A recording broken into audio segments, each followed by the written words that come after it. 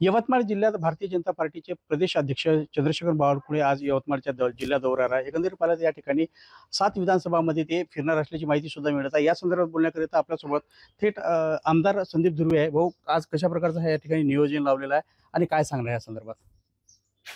आमचे ऊर्जावान प्रदेश अध्यक्ष श्री चंद्रशेखरजी बावनकुळे हे यांचा आज विधानसभा आहे यवतमाळ जिल्ह्यात दौरा आहे.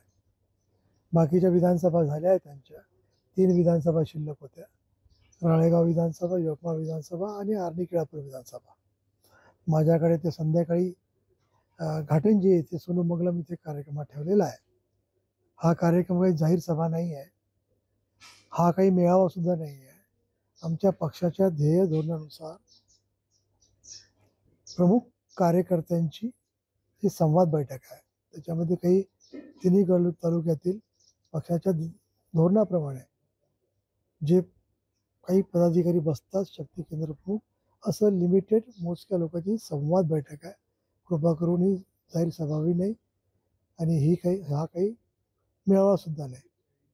नक्की एकीकडे सांगलं जातं की चंद्रशेखर बावनकुळे प्रत्येक कार्यकर्त्यांशी भेट घेणार आहे, त्यांना येणाऱ्या विधानसभामध्ये मूलमंत्र देणार आहे असं सुद्धा या ठिकाणी सांगण्यात येत आहे. काय या संदर्भात सांगणार? यस, ही गोष्ट खरी आहे. म्हणूनच तर निवडक आणि प्रमुख लोकांना त्यांनी बोलावलेलं आहे. कारण म्हणून तर संवाद केला जातो. भाषण केलं तर संवाद साधता येत नाही.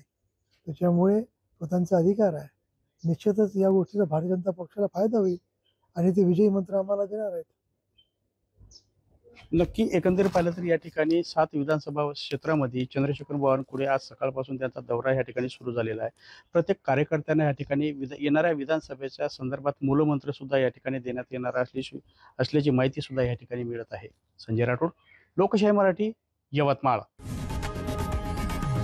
लोकशाही मराठी, ऐका, पहा, जागरूक रहा.